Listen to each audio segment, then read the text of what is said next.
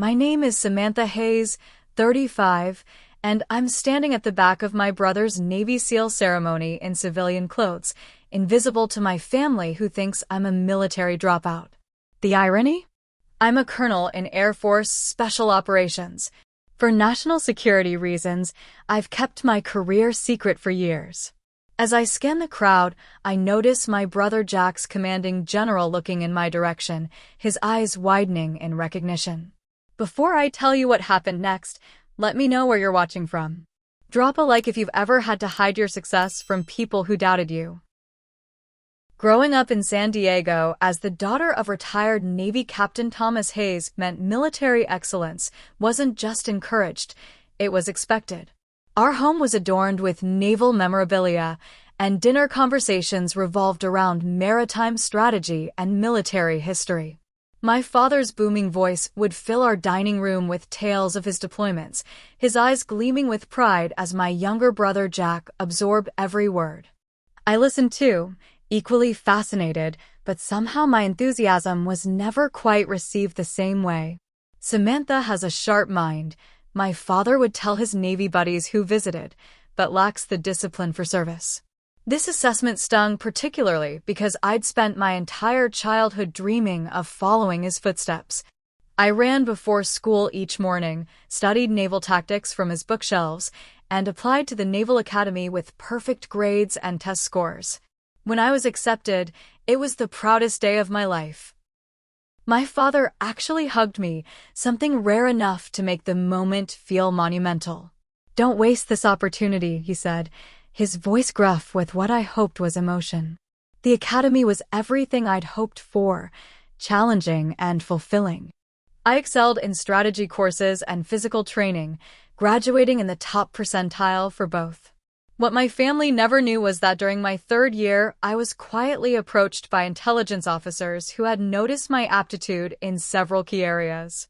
They offered me a position in a classified program that required immediate transition and absolute secrecy. The program demanded I create a cover story. The officers suggested the simplest explanation, that I'd washed out of the academy. It would be believable enough. Many talented candidates didn't make it through and would draw minimal attention. I agreed, believing my family would eventually learn the truth when my assignment allowed. I couldn't have been more wrong.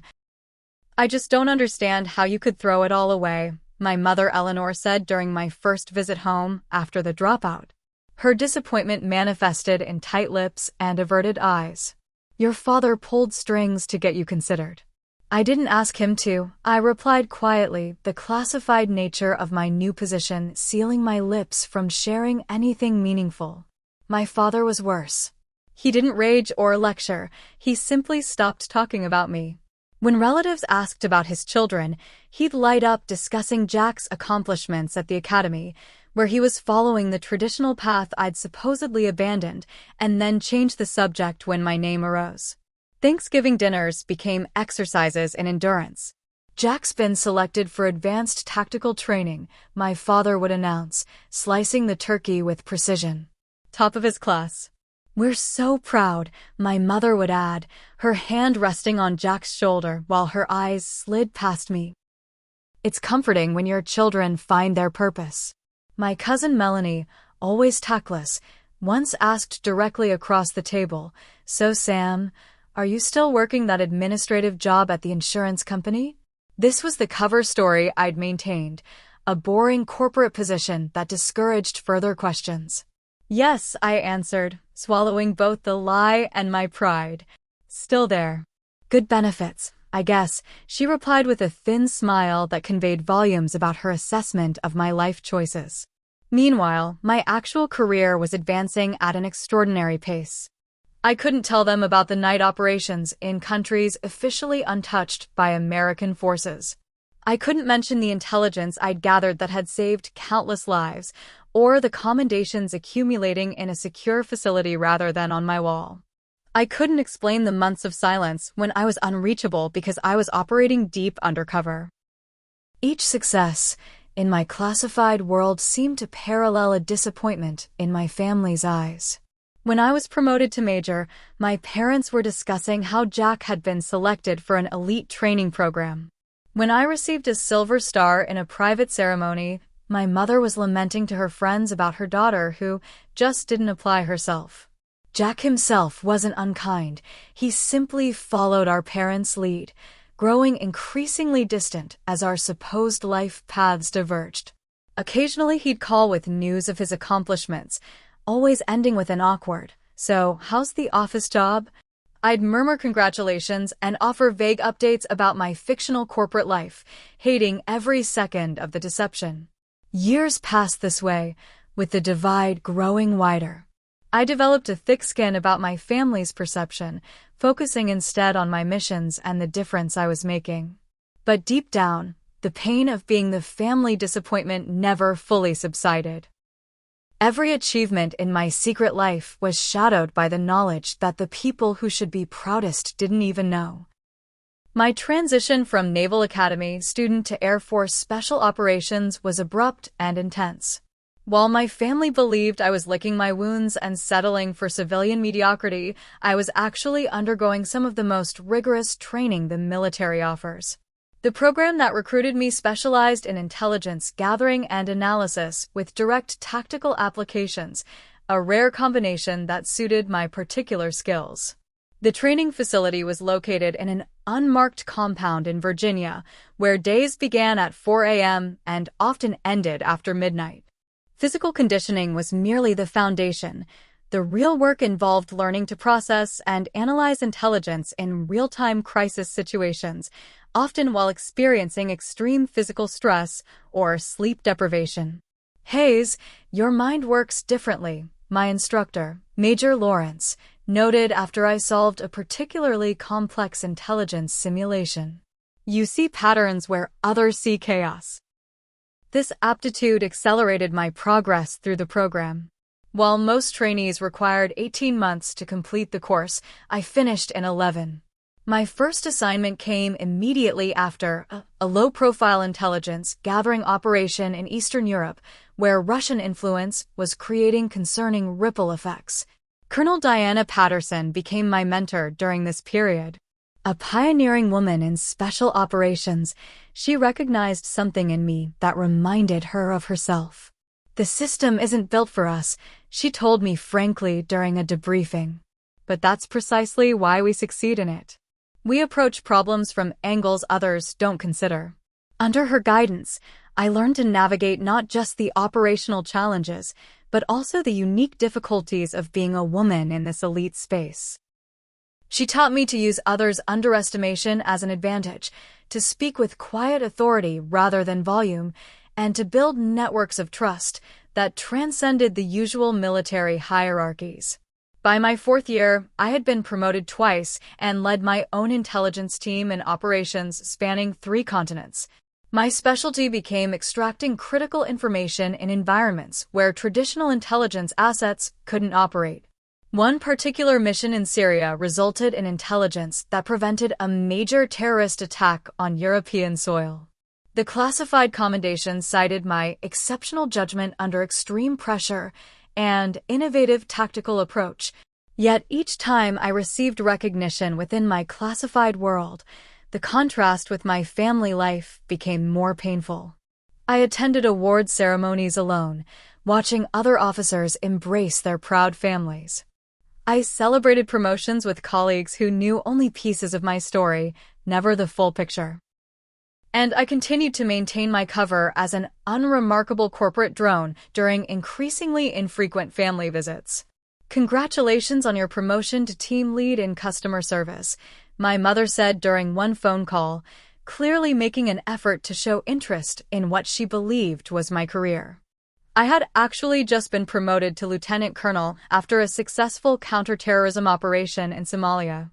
"Thanks, Mom," I replied, hating the deception. "It's just a small step up." The operational security requirements of my position meant maintaining absolute secrecy. Even as I rose to command larger teams and more sensitive missions, my cover story remained in place. Only a handful of high-ranking officers knew my complete service record, while most who worked with me knew only the portions relevant to our joint operations. By the time I reached the rank of colonel at age 34, an accomplishment that placed me among the youngest to achieve this rank, I had led operations in over a dozen countries and saved countless lives through intelligence work. My specialty in counterterrorism had expanded to include disrupting human trafficking networks and preventing hostile cyber operations against critical infrastructure. What made my rapid rise even more remarkable was achieving it while facing the additional challenges women in special operations encounter. I navigated skepticism from some traditional military circles, adapted to equipment and tactical approaches designed for male physiology, and developed leadership styles that commanded respect in environments where female leaders were still relatively rare. Through it all, I carried the strange burden of my family's disappointment. Each time I returned from a classified deployment to attend a holiday gathering or family event, I stepped back into the role of Sam the underachiever. I became adept at deflecting questions about my work with vague corporate jargon and redirecting conversations to Jack's increasingly impressive naval career. The weight of these dual identities grew heavier with each passing year. There were moments when the deception felt unbearable, like when my father made a passing comment about people who couldn't cut it in real service, or when distant relatives asked patronizing questions about when I might find direction in my life. But my commitment to national security and the missions I led always silenced the impulse to reveal the truth. The work was too important, the stakes too high. If maintaining my family's disappointment was the price for operational security, I would continue to pay it, regardless of the personal cost. Last Thanksgiving marked a particular low point in my relationship with my family.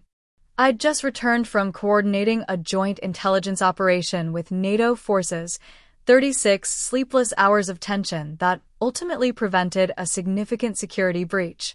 Instead of recovery time, I went straight to my parents' house, exchanging tactical gear for civilian clothes and the hypervigilance of command for the different tension of family dinner. My father stood at the head of the table, crystal glass raised in a toast. "To Jack," he announced, his voice carrying the captain's authority that never quite left him, "whose selection for the Elite SEAL training program continues our family's tradition of excellence in service." Everyone raised their glasses. My mother beamed with pride, her eyes glistening. "We couldn't be prouder," she added.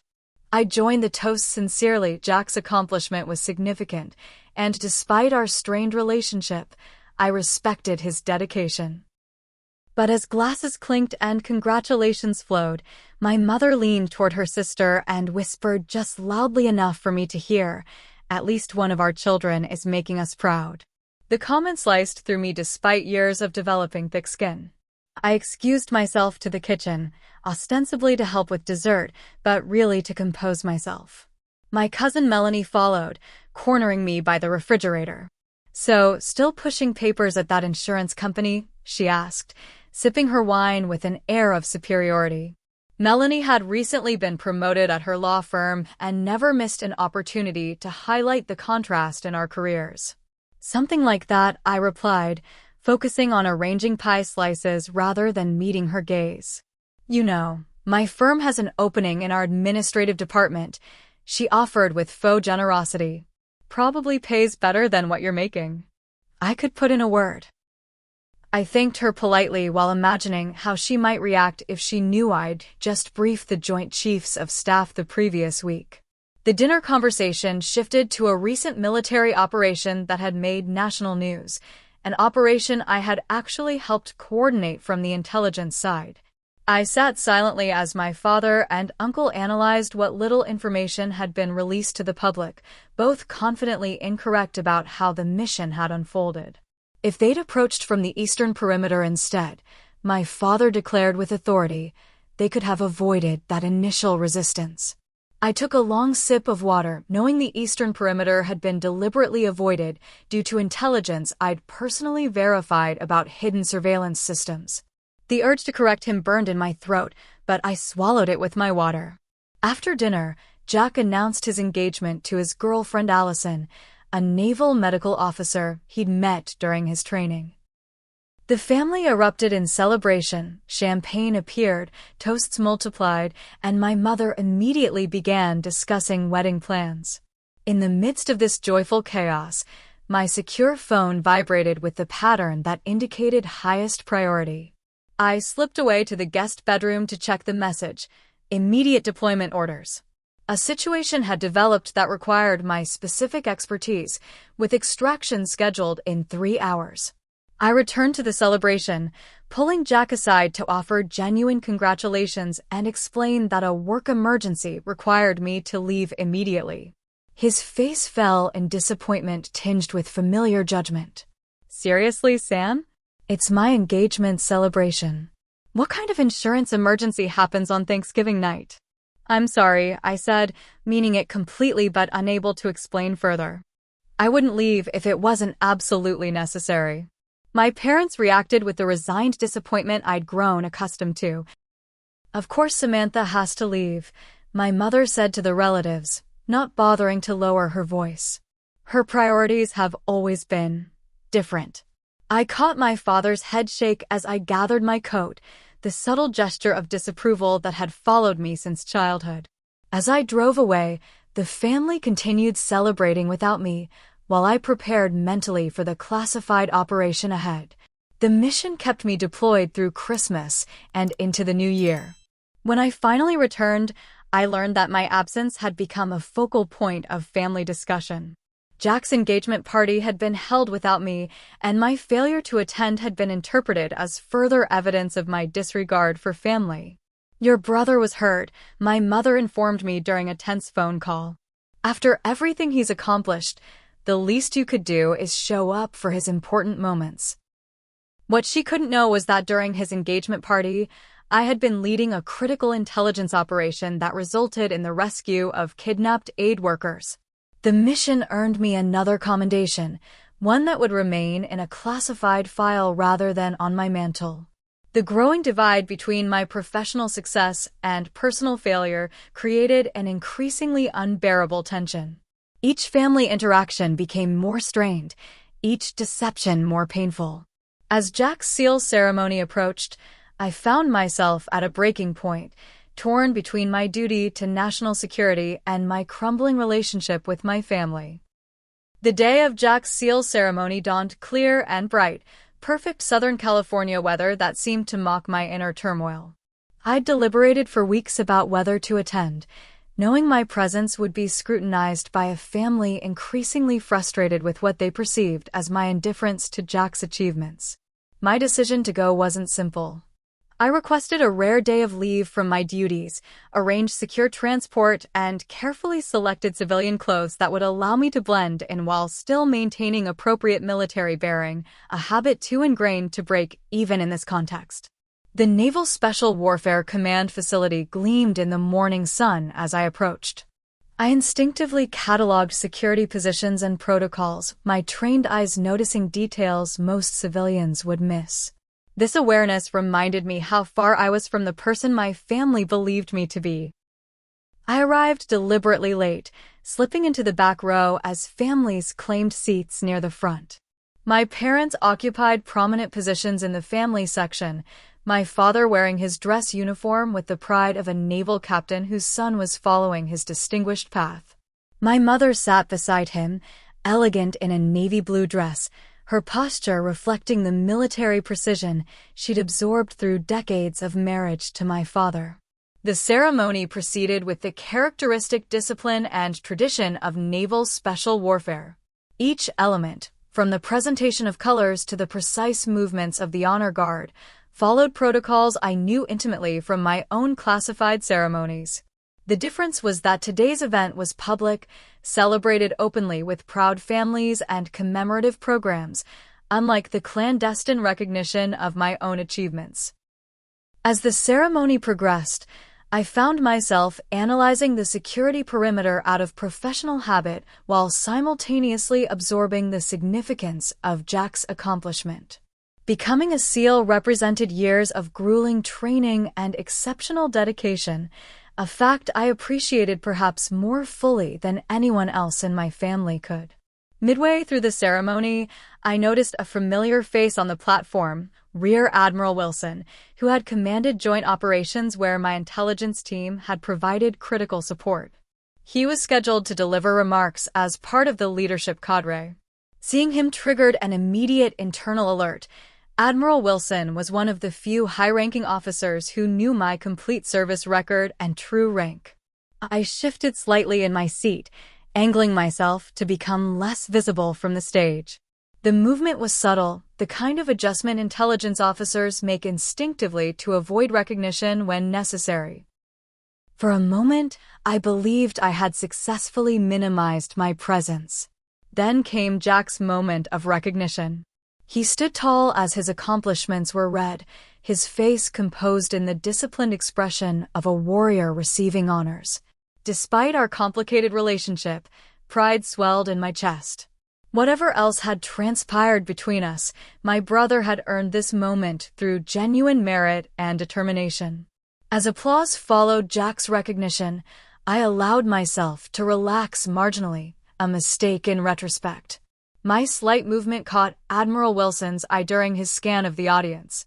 I watched his expression change as recognition dawned, first confusion, then certainty, then an unmistakable reaction to finding a highly decorated Air Force Special Operations colonel sitting anonymously in civilian clothes at a Navy SEAL ceremony. Our eyes locked momentarily. In that brief exchange, I conveyed a silent request for discretion that military personnel of our rank and experience understand implicitly.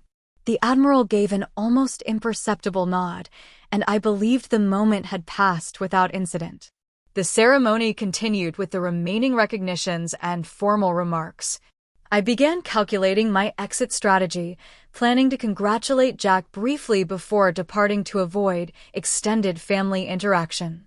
But as the formal portion concluded and families began moving toward their graduating SEALs, I noticed Admiral Wilson conversing with another officer while gesturing subtly in my direction. My internal alarm sharpened. The second officer, Commander Brooks, had also worked with my team during a joint counterterrorism operation the previous year. Now both men were looking in my direction with the particular expression of military leadership preparing to acknowledge a fellow officer. I began moving toward the exit, hoping to evade the approaching confrontation, but the crowd's movement blocked my path. As families surged forward to congratulate their graduates, I found myself inadvertently pushed toward the area where Jack stood with my parents rather than toward the exit I'd been targeting. In that moment of navigational confusion, Admiral Wilson reached me, his commanding presence parting the crowd around us. I straightened instinctively, muscle memory responding to the presence of a superior officer despite my civilian clothes. What happened next would permanently alter my family's perception and change the course of our relationships forever. Colonel Hayes, Admiral Wilson's voice carried clearly above the post-ceremony chatter. I didn't expect to see you here today. The title echoed in the space around us, turning heads. My parents, standing just feet away beside Jack, froze in confusion. Admiral Wilson, I responded, automatically assuming the formal posture ingrained through years of military service. It's good to see you, sir. Last time was that joint operation in the Gulf, wasn't it? He continued, either unaware of or unconcerned about my family's proximity. Your intelligence was impeccable as always. Saved a lot of lives. My mother's hand flew to her mouth. Jack's expression transformed from celebration to bewilderment. My father stood rigid, his brow furrowed in deepening confusion. Colonel? My father finally spoke, the word sounding foreign on his tongue when directed at me. There must be some mistake. Admiral Wilson turned, noticing my family for the first time. Recognition flashed across his face as he took in my father's decorated Navy uniform. Captain Hayes, he acknowledged with respect before turning back to me with raised eyebrows. They don't know. Before I could respond, Commander Brooks approached, extending his hand. Colonel Hayes, your team's work on the Antalya operation was remarkable. We've implemented your extraction protocols across 3 divisions now. The reality of my position was materializing around us like a photograph developing in solution, becoming clearer with each passing second. My carefully maintained cover, the story of professional mediocrity I'd cultivated for years, was dissolving in real time. Samantha. My mother's voice trembled with confusion. What are they talking about? Admiral Wilson assessed the situation with the quick comprehension of a seasoned commander. Captain Hayes, Mrs. Hayes, he addressed my parents directly. Your daughter is one of our most valuable assets in special operations. Her work in intelligence and counterterrorism has been extraordinary. That's not possible, my father stated flatly. Samantha left the Naval Academy. She works in insurance. Air Force, not Navy, Admiral Wilson corrected. And at a rank that reflects exceptional service. The insurance work would be her cover story. Fairly standard in her division. Jack stepped forward, his new SEAL trident gleaming on his uniform. Sam? Is this true? The moment of decision had arrived without warning or preparation. Years of secrecy pressed against the sudden exposure, creating a disorienting pressure. But as I looked at my family's confused faces, I recognized that continuing the deception was no longer an option. Yes, I confirmed simply. It's true. My father's expression cycled through disbelief, confusion, and the beginning glimmers of reassessment. You're actually a colonel? In the Air Force. Special Operations Command, Intelligence Division, I specified, the words feeling strange after years of careful avoidance. I was recruited from the academy directly into a classified program. The dropout story was my cover. Other officers who recognized me had begun to drift over, creating an impromptu gathering that made the revelation increasingly public. A major from Joint Special Operations nodded respectfully in my direction. Colonel Hayes's analysis changed our entire approach in the Mogadishu intervention. My mother looked physically unsteady. All this time, when we thought. I couldn't tell you, I said quietly. Most of my work is classified at the highest levels. The cover story was a requirement, not a choice. Jack's expression had transformed completely, shifting from confusion to a growing understanding that only another military professional could fully grasp. That's why you missed my engagement party.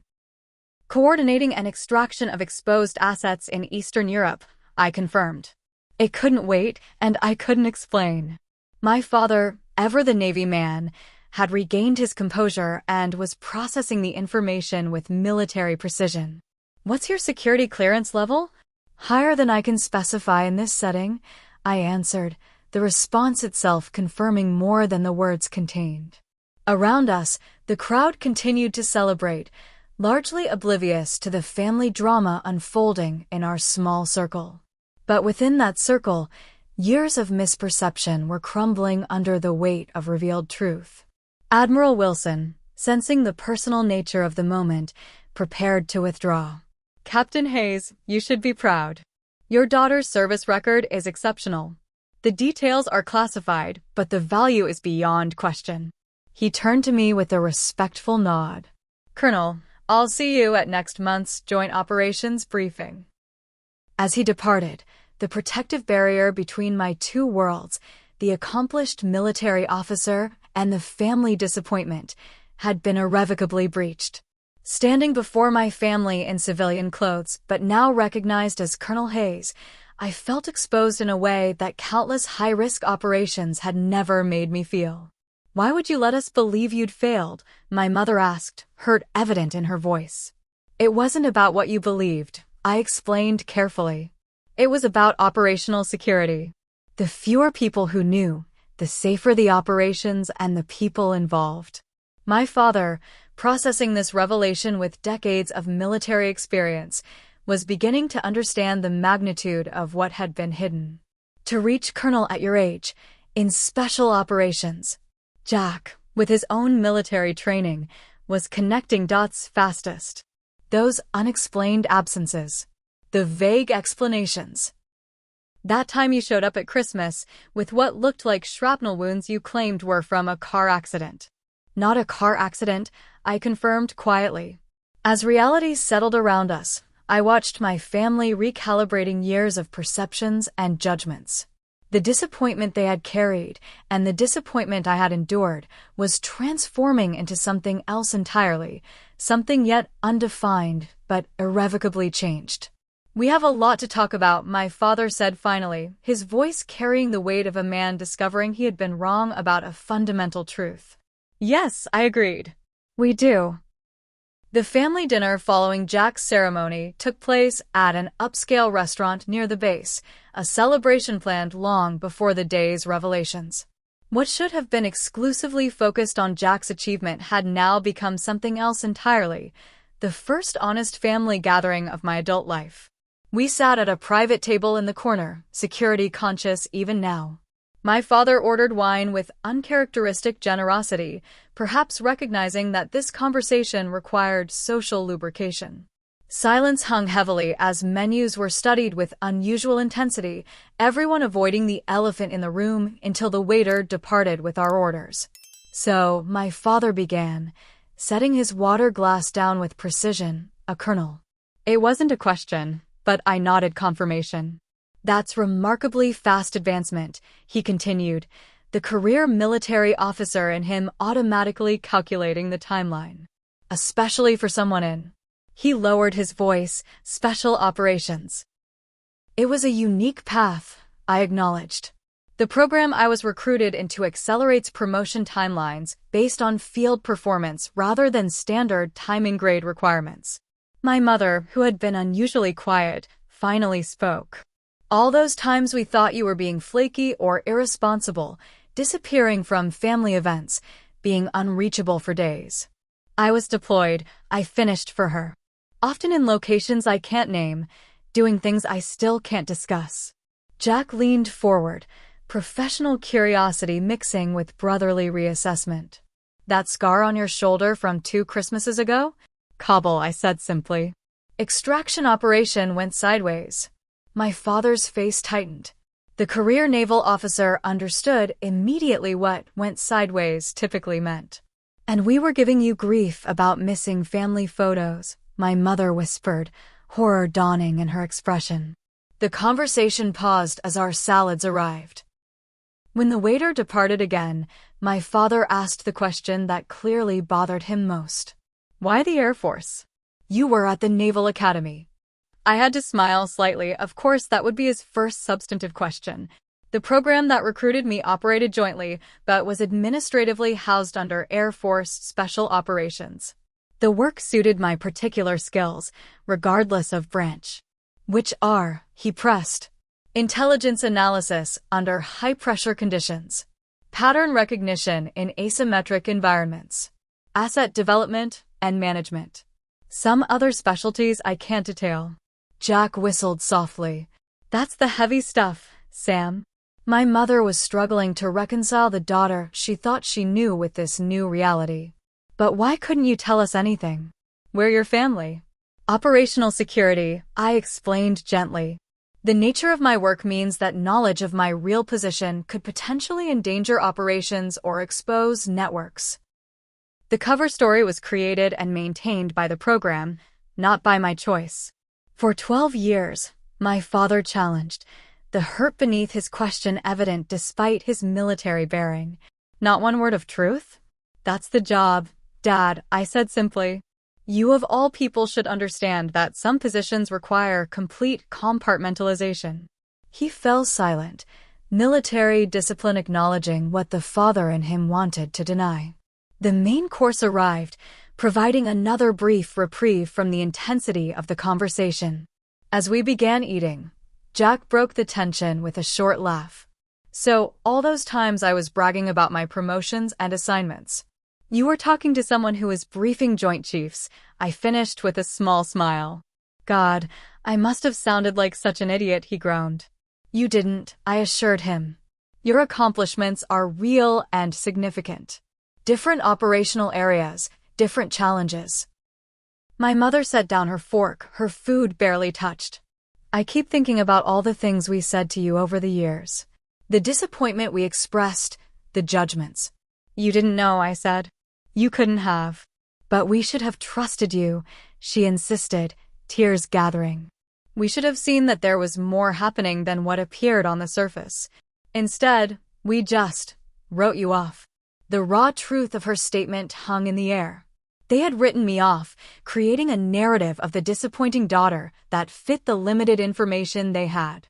My father, always less comfortable with emotional displays, redirected slightly. Your upcoming promotion. Admiral Wilson mentioned a briefing next month. Are you being considered for Brigadier General? I confirmed quietly. It's not finalized yet. His eyebrows rose sharply. At your age? That would be unusual, I acknowledged. The recommendation is based on the Tavros operation results. That's all I can say about it. My mother wiped her eyes. And we wouldn't have known about this either? If today hadn't happened. I hesitated, then admitted the truth. Probably not the details now. You might have eventually learned I was military, but specifics about rank and position would have remained classified. The meal continued with questions I could answer intermingled with ones I couldn't. The boundaries of classified information remained even in this new openness, creating an imperfect but vastly improved communication. For the first time, my family was seeing the outline of my real life, even if many details remained in shadow. After dinner, my parents invited me back to their home, a gesture that felt significant after years of emotional distance. In their living room, my mother disappeared briefly before returning with a dusty box. I kept these, she said, setting it between us. Even though I didn't understand why you'd want them. Inside were mementos from my academy days, my midshipman's cap, academic awards, photographs. Items that would have made no sense to preserve for someone who had supposedly failed out, yet she had kept them anyway. Some part of me never believed the story, she admitted quietly. It didn't fit the daughter I raised, but I couldn't imagine an alternative explanation. My father, after several drinks and hours of processing, had grown unusually reflective. I was hardest on you, he acknowledged, military directness applied now to personal failing. When we thought you'd washed out. I took it personally. Made it about my legacy rather than your path. I understood why, I told him honestly. And maintaining the cover story was part of my duty, even when it was difficult. Duty, he repeated, the concept resonating deeply with his naval corps. At the expense of being known by your own family. Jack, who had been listening quietly, finally spoke again. But things can be different now, right? I mean, we know the basic truth, even if details stay classified. It was the question I'd been considering throughout the evening. Some things can change, I agreed cautiously. You know my actual profession now, my general position. But most of my work will remain classified. There will still be unexplained absences, questions I can't answer. But we'll understand what they mean now, my mother said. As the evening drew to a close, my father did something unprecedented in our relationship. He stood, straightened as if addressing a fellow officer, and extended his hand formally. Colonel Hayes, he said, using my rank for the first time, I believe I owe you an apology and my respect. I took his hand, years of military bearing preventing the emotion in my throat from showing on my face. Thank you, Captain. It was an imperfect beginning to a new chapter. One where the truth, even partially revealed, created possibility for healing what deception had damaged. As I left my parents' home that night, I carried both the continued weight of necessary secrets and the newfound lightness of being partially known by those who mattered most. 6 months after Jack's seal ceremony, I found myself approaching my parents' home for another family gathering, this time a 4th of July barbecue that had been a Hayes family tradition for decades. The familiar nervousness that had accompanied these visits for years had transformed into something different, a cautious optimism about family relationships rebuilding on more honest ground. As I walked up the driveway carrying a dish I'd actually prepared myself, rather than the usual hastily purchased store contribution, I noticed several of my father's old Navy colleagues gathered around the grill. In previous years, I had avoided these military-heavy gatherings whenever possible, finding the deception particularly difficult among those who spoke my professional language. Today was different. My father spotted me and straightened slightly, not quite the attention stance of military protocol, but a new recognition that carried its own significance. "Sam's here," he called, using my familiar name but with a new tone. As I approached, he did something unprecedented. He turned to his friends and said, "Gentlemen, my daughter, Colonel Hayes, Air Force Special Operations." The introduction, simple but accurate, represented a seismic shift. The retired officers nodded with the respect of men who understood precisely what the rank and division signified, particularly for someone my age. No details were necessary. The basic facts communicated volumes to those who spoke the language of military service. My mother emerged from the house, her greeting warmer than I could remember in years. As she hugged me, she whispered, "I put together a small display. Nothing classified, I promise." Curious, I followed her inside to the study, my father's domain traditionally filled with his naval memorabilia. In one corner, she had created a discreet but meaningful arrangement. My academy graduation photo, the few unclassified commendations I'd been able to share, and a recent formal photograph in uniform following my promotion to Brigadier General. "Is this okay?" she asked, uncertainty in her voice. "I wanted to honor your service too, but I wasn't sure about security concerns." I examined the display carefully. "It's perfect," I assured her. "Nothing here reveals operational details." Her relief was evident. "Good. Your father checks it every day, you know." I think he's still wrapping his mind around everything. Returning to the backyard, I found Jack manning the grill alongside our father. My brother's transformation had been perhaps the most straightforward, one military professional recognizing another, with the shared understanding that comes from parallel experiences despite different branches and specializations. "General," he greeted me with a grin and a deliberately informal salute. "Burger or hot dog?" "Both," I replied, falling easily into the sibling banter that had been absent for too long. I had just finished 3 weeks of MREs. "I'm making up for lost time." He nodded, understanding immediately what 3 weeks likely signified without asking questions he knew I couldn't answer. This new shorthand between us, acknowledging the boundaries of classified work without resentment, had become one of the unexpected gifts of the truth. The afternoon progressed with a lightness I hadn't experienced at family gatherings in over a decade. Though many topics remained off-limits, my recent deployment locations, the nature of current operations, the specifics of upcoming assignments, the fundamental truth of who I was and what I did now formed the foundation of our interactions. My father, always more comfortable with actions than words, found ways to express his changed perspective. He introduced me to his colleagues with unmistakable pride. He referenced my operational insight when discussions turned to current military affairs. And most tellingly, he deferred to my expertise in areas where Air Force operations intersected with naval concerns, a professional respect that meant more than any verbal apology. As evening approached and we gathered for the traditional Hayes family photo, I stood beside Jack, both of us now recognized for our service rather than compared by it. My mother arranged us with the precision of a longtime military spouse. "My children," she said to a neighbor who was taking the photograph, "both serving their country, just in different ways." The simple statement acknowledged the parallel value of our different paths, a recognition that would have seemed impossible a year earlier. Later, as fireworks illuminated the sky, my father joined me at the edge of the yard, where I'd stepped away briefly to check a secure message. "All good?" he asked, the question encompassing more than the immediate communication.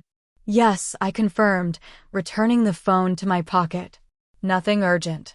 He nodded, gazing upward at the patriotic display rather than at me, a military man's approach to emotional conversation. "I've been thinking about what it cost you," he said finally. "Carrying that cover story all these years. Bearing our disappointment when you were actually doing my job. I finished when he trailed off. That's all it was, Dad. The job I was assigned, with the parameters required. But the personal cost," he insisted, still watching the fireworks. "Missing the recognition you deserved, even from your family." I considered this, formulating my response with the same care I applied to operational assessments.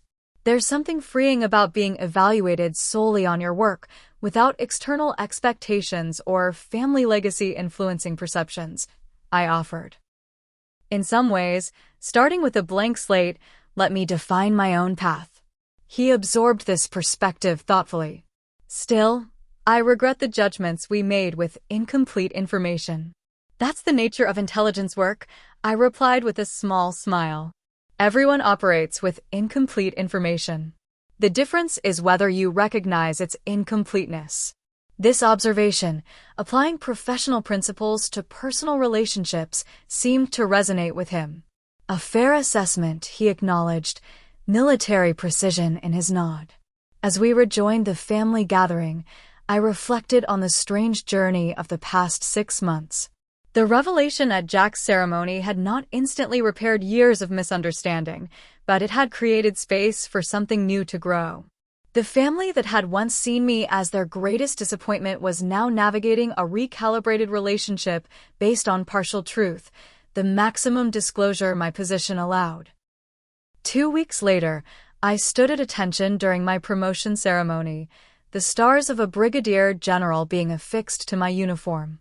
Unlike previous promotions celebrated only among cleared colleagues, this one included 3 seats in the family section, occupied by my parents and brother. The technical details of my accomplishments remained classified in the official citation, cloaked in the deliberately vague language of special operations. But the pride in my family's eyes needed no detailed explanation. They understood enough now, not everything, but enough. As the ceremony concluded and I joined my family, my mother embraced me with tears in her eyes. "I always knew you were exceptional," she whispered. "I just didn't know how." My father, ever the naval captain, extended his hand for a formal shake before professional composure gave way to parental pride, and he pulled me into a brief, tight hug. "Well done, General Hayes," he said gruffly. "Well done." The journey from family disappointment to recognized professional had been complicated by necessary secrets and security requirements that would never fully disappear. But standing with my family, accepting congratulations for an achievement they could finally acknowledge, I found peace in being partially known, an imperfect but meaningful visibility after years in the shadows. For anyone who has been misjudged or underestimated, there's a powerful lesson in this experience. Sometimes the truth emerges in unexpected ways, and sometimes the perceptions others hold aren't reflections of reality, but simply products of limited information. The worth you create through your work and choices remains valid even when unrecognized, and authenticity, even when necessarily incomplete, creates possibilities for connection that deception cannot. Have you ever been misjudged based on appearances or assumptions? Or kept parts of yourself hidden for necessary reasons? I'd love to hear your stories in the comments below. And if this journey of family reconciliation and professional recognition resonated with you, please hit that like button and subscribe to hear more stories of resilience and unexpected revelation. Thank you for listening to my story, and remember, sometimes the most powerful truths are the ones we carry quietly within us until the right moment for revelation arrives.